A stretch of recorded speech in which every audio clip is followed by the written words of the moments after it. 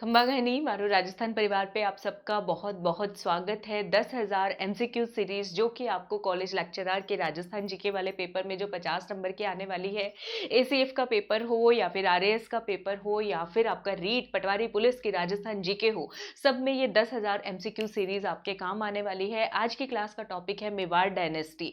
मेवाड़ वंश के ऊपर जितने एमसीक्यूज बनते हैं उनको हम करने वाले हैं। जो जो इंपॉर्टेंट क्वेश्चन है मेरे बारे में, जो स्टूडेंट्स नहीं जानते या जो अभी तक हमारी एमआरपीएन फैमिली का नहीं हिस्सा बने, उनको बता दूं, मैं doctor Taruna Sharma Unacademy plus पे लाइव क्लासेस लेती हूँ आरएएस एसीएफ एग्जाम के लिए और बाकी सभी एग्जाम्स जिसमें राजस्थान जीके आती है। और आरएएस का तो मैं सारे ही सब्जेक्ट्स ऑलमोस्ट करवा ही देती हूँ आप सबको, ठीक है। ये मेरे कोर्सेज की लिस्ट है, आप इन कोर्सेज को ज्वाइन कर सकते हैं। ACF paper 1, paper 2 environment optional, target RAS, English medium, Hindi medium, अलग अलग बैचेस पढ़ाती हूँ मैं, ठीक है। और हमारा रेफरल कोड यूज करिएगा 10% डिस्काउंट के लिए, या फिर पहली दफा अनअकैडमी पे जा रहे हो तब भी बच्चों फ्री प्लान कोड मांगा जाता है आजकल, तो MRP10 बिंदास लगा दीजिएगा, ठीक है। बिंदास लगाइएगा, पता चलना चाहिए अनअकैडमी पे बच्चा कहाँ से आया है। मारो राजस्थान यूट्यूब चैनल से आया, ठीक है। MRPN हो, अभी तक जो भी MRPN फैमिली का हिस्सा नहीं बने हैं, जिन्होंने चैनल को सब्सक्राइब नहीं किया है, तो क्या करें, सब्सक्राइब करें। सब्सक्राइब करने के बाद घंटी भी दबाएं, क्योंकि जब भी वीडियो आएगा आपको नोटिफिकेशन मिलेगा और आपका एक भी वीडियो मिस नहीं होगा और आपको चीजें याद भी होंगी और वो भी लंबे समय तक, ठीक है। और मुझसे जुड़ना चाहते हो, Facebook page RS cracker, Telegram पे बिंदास जुड़ सकते हो, ये मेरा कांटेक्ट नंबर है, कोई बात पूछने पूछ सकते हो। यहाँ पे रेफरल कोड तरुणा लाइव है, आगे वाली स्लाइड्स में भी तरुणा लाइव मिलेगा क्योंकि पहले यही रेफरल कोड था। और बच्चों आपकी मर्जी है, मुझे जो पर्सनली पसंद है वो MRP10, बाकी तरुणा लाइव लगाना है तो ये भी लगा दो। स्पेलिंग ध्यान से बस जरा देख लेना, MRP10 थोड़ा आसान है और हमारे यूट्यूब चैनल से जुड़ा है तो मुझे पर्सनली वही ज्यादा पसंद है। बाकी तो आपकी मर्जी है, जनता जनार्दन जो चाहे लगाए, ठीक है, बिंदास। चलो, क्वेश्चन है पहला, ये कौन से इंस्क्रिप्शन या कौन से शिलालेख में लिखा गया है कि बप्पा ने हरित ऋषि के आशीर्वाद से अपना राज्य प्राप्त किया था। राज शिलालेख, जगन्नाथ, वैद्यनाथ या फिर कीर्ति स्तंभ। तो इसको इस तरीके से याद कीजिए, हरित ऋषि, जिनके नाम में ही हरा भरा आ गया है, हरे भरे गार्डन में घूम रहे हैं ऋषि और वहां से जड़ी बूटियां इकट्ठा करके वैद्य बन गए हैं, ताकि राजा कभी युद्ध में घायल हो जाए तो उन दवाइयों से वो उनका इलाज कर सके। तो बप्पा ने हरित ऋषि के आशीर्वाद से अपना राज्य प्राप्त किया था। अब तो समझ गए होंगे आंसर, ये कौन से शिलालेख में लिखा हुआ है। क्यों मैंने इतनी स्टोरी सुनाई है, हरी भरी वैद्य दवाइयां इकट्ठे कर रहे हैं, तो वैद्यनाथ शिलालेख में ये लिखा हुआ है। कौन से शिलालेख में लिखा हुआ है बच्चों? वैद्यनाथ शिलालेख के अंदर लिखा गया है। वैद्यनाथ शिलालेख किसने एनग्रेव्ड करवाया था, किन्होंने उत्कीर्ण करवाया था, मतलब किन्होंने लिखवाया था। तो जो ये लिखवाया था, मैंने क्या बोला, युद्ध में घायल होते हैं तो वैद्य की जरूरत पड़ती है, तो जिसने सबसे ज्यादा युद्ध लड़े हैं ना, जिस राजा ने, उन्होंने ही गढ़वाया था इसको। तो उनका नाम क्या है? संग्राम सिंह सेकंड, महाराणा संग्राम सिंह सेकंड। अब याद रहेगा, हरित ऋषि बप्पा रावल जी के बारे में लिखा, उनके आशीर्वाद से राज्य प्राप्त किया, लेकिन ये शिलालेख लिखवाया किसने, अगर ये क्वेश्चन आ जाए तो महाराणा संग्राम सिंह सेकंड ने लिखवाया। नेक्स्ट क्वेश्चन पे मूव ऑन करते हैं। राणा सांगा के समय पे दिल्ली का सुल्तान कौन था? सिकंदर लोदी, इब्राहिम लोदी, बाबर या फिर हुमायूं? तो कौन थे बच्चों? सिकंदर लोदी। राणा सांगा और सिकंदर दोनों SS से स्टार्ट हो रहे हैं, राणा सांगा और सिकंदर, ठीक है। उसके बाद है राव रतन सिंह, जो सालंबर के थे, ठीक है। ये क्वेश्चन बच्चे बच्चे को आता होगा, करवा चौथ का स्पेशल वीडियो इसके ऊपर बनाया हुआ है, जाके देखना जरूर इसको, ठीक है, अगर अभी तक नहीं देखा है तो। आप सबने सालंबर के जो राव रतन सिंह थे, इनको किसने किसने अपना सर काट कर दे दिया था जाने से पहले, युद्ध में जाने से पहले थोड़ा डर रहे थे, नहीं जाना चाह रहे थे, ठीक है। तो ब्रज कंवर, आनंद कंवर, सलह कंवर, मान कंवर, सबको याद है ये आंसर, सलह कंवर। क्या नाम है? हाड़ी रानी। कविता तो सुनी है, चुंडावत मांगे सैनानी, सरकाट दियो शतरानी, सुना है ना, सबने सुना हुआ है, बच्चे बच्चे को पता है। सलह कंवर। राव रतन सिंह कौन थे? मेवाड़ के महाराणा राज सिंह जी के सैन्य प्रमुख थे। कौन थे? राज सिंह जी के सैन्य प्रमुख थे। हाड़ी रानी, ठीक है, कौन है ये? हमारी famous, the famous Hadi Rani, ठीक है। हिम्मत चाहिए अपना सर कलम करने के लिए, इतना आसान नहीं है, ठीक है। तो कौन से ऐसे मेवाड़ के राजा हैं जिन्होंने पहली बार ब्यूरोक्रेसी स्थापित की, यानी नौकरशाही, वही ब्यूरोक्रेसी जिसके लिए हम सब लोग पढ़ रहे हैं, पढ़ाई कर रहे हैं आरएस के लिए। अल्लाट, मोकल, बापा रावल या फिर हम्मीर? तो अल्लाट कौन बोल सकता है? जो नौकरशाही स्थापित करेंगे वही बोलेंगे, शाह लोग हैं भाई। तो अल्लाट ने मेवाड़ में पहली बार नौकरशाही स्थापित की थी, ठीक है। इसके बाद अगला क्वेश्चन, अच्छा थोड़ा अल्लाट के बारे में थोड़ा डिटेल, ये एक्सप्लेनेशन का ना मुझे प्रॉब्लम है, मैं वन लाइनर खेल तो शुरू तो कर देती हूँ, बीच में एक्सप्लेनेशन दिए बिना मुझसे रहा नहीं जाता। अल्लाट जो है उन्होंने नौकरशाही तो स्थापित की, उसके साथ साथ आहड़ को अपनी दूसरी राजधानी बनाया। आहड़ जो है उस टाइम मेवाड़ का व्यापार केंद्र था बड़ा ही, और आहड़ के अंदर ही महाराणा अमर सिंह फर्स्ट की पहली छतरी जो आहड़ में है वो किसकी है? महाराणा अमर सिंह फर्स्ट की है। महाराणा प्रताप की छतरी कहाँ पे है? महाराणा प्रताप की राजधानी कहाँ पे थी? चावंड में, तो चावंड के बांदोली में। तो ये कुछ एक्स्ट्रा फैक्ट है बच्चों, ये भी क्वेश्चन एग्जाम में पूछे जा सकते हैं। अगला क्वेश्चन है राज प्रशस्ति, जो महाराणा राज सिंह जी के टाइम पीरियड में लिखी गई थी, तो ये किसके द्वारा लिखी गई थी? देखो बच्चों, मेवाड़ में महाराणा प्रताप सिंह जी के बाद जो मुगलों के खिलाफ विद्रोह की ज्वाला जिन्होंने जताई थी, उनका नाम था महाराणा राज सिंह। ठीक है, तो इनके टाइम पीरियड के मुगल राजा कौन थे? औरंगजेब। तो याद रखो, महाराणा राज सिंह के टाइम पे औरंगजेब रन छोड़ के भाग गए तो, याद कर लोगे, रन छोड़ के भाग गए तो उसकी दास्ता बयान करने वाले व्यक्ति का नाम भी रणछोड़ भट्ट तैलंग है, ये याद करने के लिए बता रही हूं मैं। ठीक है, तो राजशिला लेख के लेखक कौन है? रणछोड़ भट्ट तैलंग। किसके टाइम पीरियड में लिखा गया? महाराणा राज सिंह जी के टाइम पीरियड में। एक और क्वेश्चन याद हो गया, महाराणा राज सिंह के समकालीन मुगल राजा कौन है? औरंगजेब है। चारुमती से शादी की थी, याद है ना? याद होगा। चलो अगला क्वेश्चन देखते हैं। एक ऐसा लिटरेचर, एक ऐसा साहित्य बताइए, ज्यादातर साहित्यों में क्या पढ़ने को मिलता है?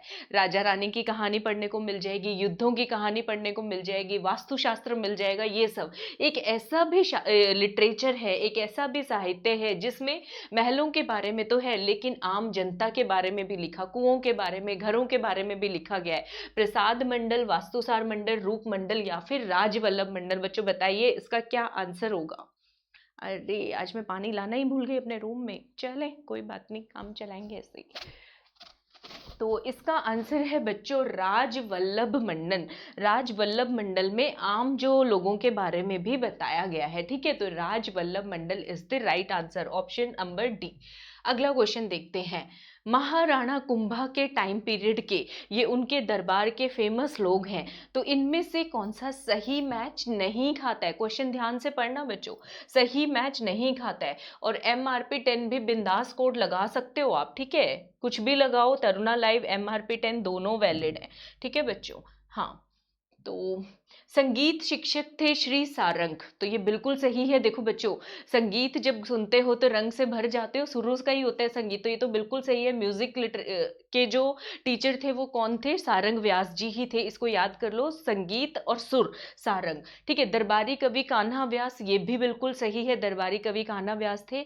धार्मिक गुरु महेश भट्ट जी नहीं, महेश भट्ट जो है सिंपल इनके दरबार में थे, धार्मिक गुरु तो नहीं थे। ठीक है, मुख्य वास्तुकार मंडन ही थे। मंडन ने तो इतने सारे साहित्य लिखे हैं जिनके पीछे मंडन मंडन आपको देखने को मिलेगा ही मिलेगा महाराणा कुंभा के टाइम पे। तो महेश भट्ट कौन थे? दरबारी कवि थे, ना कि धर्मगुरु। धर्मगुरु तो बिल्कुल भी नहीं थे। अगला क्वेश्चन है, महाराणा जैत्र सिंह के टाइम पीरियड में दिल्ली में कौन सी सल्तनत का राज हुआ करता था? सैयद, खिलजी, स्लेव या फिर तुगलक? तो स्लेव डायनेस्टी का राज था बच्चों, गुलाम वंश का राज था। किसके टाइम पीरियड में? महाराणा जैत्र सिंह के टाइम पीरियड में। किसके टाइम पीरियड में? महाराणा जैत्र सिंह के टाइम पीरियड में। और मेवाड़ के कौन से राणा ने अपनी राजधानी नागदा से बदलकर चित्तौड़ में स्थापित कर ली थी? जैत्र सिंह, अल्लाट, करण सिंह या फिर कुमार सिंह? तो यही जैत्र सिंह, जिनके टाइम पीरियड में गुलाम वंश का राज हुआ करता था, ठीक है, उन्होंने ही अपनी राजधानी नागदा से बल्कि चित्तौड़ कर ली थी। क्यों कर ली थी? क्योंकि ये जो गुलाम वंश के राजा थे, नाम ही गुलाम है, लेकिन इन्होंने बहुत तबाही मचाई थी जब नागदा पे अटैक कर दिया था इल्तुतमिश ने। ठीक है, इल्तुतमिश ने, अल्तमश ने, ठीक है, ये मैं थोड़ा बोलने में मेरा गड़बड़ हो जाता है, शमशुद्दीन अल्तमश। ठीक है, इन्होंने 1222 से 29 के बीच में इन्होंने क्या कर दिया था? नागदा पे अटैक, नागदा का बहुत नुकसान हो गया था।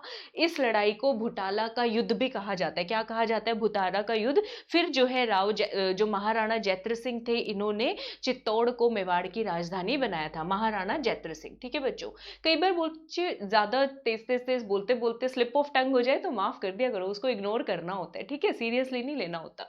चलो, उसके बाद है गलत कथन कौन सा है? महाराणा प्रताप के जीवन में 4 तिथि बहुत इंपॉर्टेंट है। जन्म दिवस, उन्होंने जब उनका राज्याभिषेक हुआ, हल्दी घाटी का युद्ध लड़ा, और उसके बाद जब उनकी मृत्यु हुई। ठीक है बच्चों, तो जन्म कौन सा इसमें गलत पेयर है? देखो आंसर बताओ मुझे इसका, पढ़ लो आप। तो कोरोनेशन वाला जो है बच्चों, महाराणा प्रताप का जो राज्याभिषेक है वो इस दिन नहीं हुआ था, ठीक है। तो कब हुआ था? मार्च 1572 में। कब हुआ था बच्चों? मार्च 1572 में। तो मैं इसको याद करने का एक आसान तरीका बताती हूँ। महाराणा प्रताप, ठीक है, योद्धा है बहुत बड़े, तो तपती हुई धूप में पैदा होते हैं कुंभलगढ़ के किले में। कौन से महीने में? मई के महीने में पैदा होते हैं, ठीक है। और उसके बाद किस लिए पैदा हुए थे? हल्दी घाटी का युद्ध लड़ने के लिए। तो हल्दी घाटी का युद्ध भी तपती हुई धूप गर्मी में लड़ा जाता है। कब होता है? जून के अंदर लड़ा जाता है, ठीक है। और राज्याभिषेक और मृत्यु दो ही चीजें रह गई, ये दोनों काम सर्दियों में होते हैं। मृत्यु जनवरी में होती है और राज्याभिषेक जो है बच्चों वो मार्च के महीने में होता है, याद रखोगे। तो बर्थ कब होता है महाराणा प्रताप का? 9 मई 1540 को। और इनका हल्दी घाटी बैटल कब होती है? 21 जून 1576 को। मई जून याद हो गया। डेथ होती है बच्चों, 9 नंबर आएगा, 19, ठीक है। यहाँ पे 9 मई था, यहाँ पे 19, एक आगे लगाना है।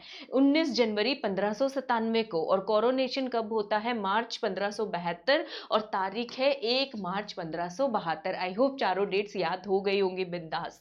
अगला क्वेश्चन, अगर अभी तक आपको पता है मैं क्या बोलने वाली हूँ, लाइक नहीं चिपकाया है तो प्लीज बिंदास लाइक करें। आपके लाइक से मुझे एप्रिसिएशन मिलता है, मोटिवेशन मिलता है, एनर्जी लेवल यहाँ से यहाँ पहुंच जाता है और मेरा दिमाग भी काम करने लगता है। फिर मैं अलग अलग तरह की बहुत सारी वीडियोस लेके आ पाती हूँ, ठीक है। तो ऐसे तो, और सब्सक्राइब करो और शेयर भी करो अपने फ्रेंड्स के साथ। आपको लगता है किसी भी बच्चे के लिए ये क्लास ज़रूरी है, उसको काम आ सकती है, तो क्यों ना शेयर किया जाए। चलो, उसके बाद है अकबर का क्या मकसद था हल्दी घाटी की बैटल के पीछे? महाराणा प्रताप को अधीन करना, राजपूत एकता को तोड़ना, मानसिंह की इच्छा को पूरा करना, या उपरोक्त में से कोई नहीं। मानसिंह की इच्छा को पूरा करना तो ऐसा तो कुछ है नहीं, राजपूत एकता को तोड़ने वाला भी नहीं है, वो पहले ही तोड़ चुके थे। वो तो बस महाराणा प्रताप को अपने अधीन करना चाहते थे। अकबर क्या बोला करते थे उस टाइम पे? महाराणा प्रताप मुझे चाहिए किसी भी हालत में, जिंदा या मृत, लेकिन कभी उनको पकड़ नहीं पाए, ठीक है। तो हल्दी घाटी के महाराणा प्रताप को अपने अधीन करना। प्लस सर्कल कम्युनिटी का पार्ट बन सकते हो मेरी लाइव क्लासेस देखने के लिए, ठीक है। इसी तरीके से पढ़ते हैं, वहां पे भी इंजॉय करके MRP 10 कोड लगा लेना बच्चों। तरुणा लाइव लगाना हो ये लगाओ, आपकी मर्जी है। लाइक सब्सक्राइब शेयर कर दो, अभी तक नहीं किया है। मुझसे जुड़ना चाहते हो फेसबुक पेज पे जुड़ सकते हो, जाओ मत। पिक्चर अभी बाकी है, थोड़े और क्वेश्चंस करेंगे अभी हम, ये ब्रेक में बता देती हूँ क्योंकि नए नए बच्चे जुड़ते रहते हैं, ठीक है। चलो, तीसरा साका चित्तौड़ का कब हुआ था? 1567, 68, 1565 या 1575 या फिर 1576? तो 1567 68 में हुआ था। 1567 68 में चित्तौड़ का तीसरा साका हुआ था। वैद्यनाथ इंस्क्रिप्शन किसने उत्कीर्ण करवाई थी? कुछ याद आ रहा है? आज ही पढ़ाया है मैंने। जय सिंह, अमर सिंह सेकंड, संग्राम सिंह सेकंड या फिर जगत सिंह? वैद्यनाथ दवाइयाँ किसके लिए बनाते थे? योद्धाओं के लिए। युद्ध में अगर घायल हो जाए तो युद्ध का दूसरा मतलब क्या होता है? संग्राम सिंह सेकंड, ठीक है। तो क्या आंसर होगा? संग्राम सिंह सेकंड। ग्रीन पेन ले लेते हैं, मेरे ग्रीन पेन लेने का मन कर रहा है। ग्रीन एजुकेशन का कलर होता है वैसे भी, है ना। हल्दी घाटी बैटल के टाइम पर इन चारों में से कौन मौजूद था? अल बरूनी, अल बदायूनी, आमिर खुसरो या फिर अल उतवी? तो इसका आंसर है बच्चों अल बदायूनी। कौन मौजूद था हल्दी घाटी के युद्ध में? अल बदायूनी मौजूद थे, ठीक है। महाराणा अमर सिंह फर्स्ट ने जो संधि साइन की थी प्रिंस खुर्रम के साथ, वो किस दिन की थी? बिल्कुल भी खुशी से नहीं की थी। महाराणा अमर सिंह जो फर्स्ट थे, उन्होंने राजकुमार अपने बेटे करण सिंह और कुछ जो लोकल सरदार थे उस टाइम के, उनके कहने पर मुगलों के साथ संधि साइन की थी। तो ये दिन कौन सा है बच्चों? फरवरी का महीना है। फरवरी का महीना है 5 फरवरी 1615। कब की थी? 5 फरवरी 1615 को की थी, ठीक है। B is the right answer, ठीक है। इनके कहने पर कि इस दिन इस संधि को क्या कहा जाता है? मेवाड़ मुगल संधि कहा जाता है। इसकी शर्तें क्या थी देख लेते हैं, ये भी तो क्वेश्चन आ सकते हैं, छोटा सा देख लेते हैं, 2 मिनट लगेंगे। मेवाड़ का कोई भी शासक किसी भी मुगल दरबार में उपस्थित नहीं होगा, यानी कि महाराणा अमर सिंह जो हैं वो कभी भी मुगल दरबार में नहीं जाएंगे। राजकुमार चले जाएंगे, प्रिंस चले जाएंगे जैसे कि करण सिंह, ठीक है, लेकिन खुद महाराणा अमर सिंह कभी नहीं जाएंगे। बच्चों मुझे 1 सेकंड देना, जरा जस्ट अ सेकंड। दूसरा स्टेटमेंट पढ़ो आप इतने।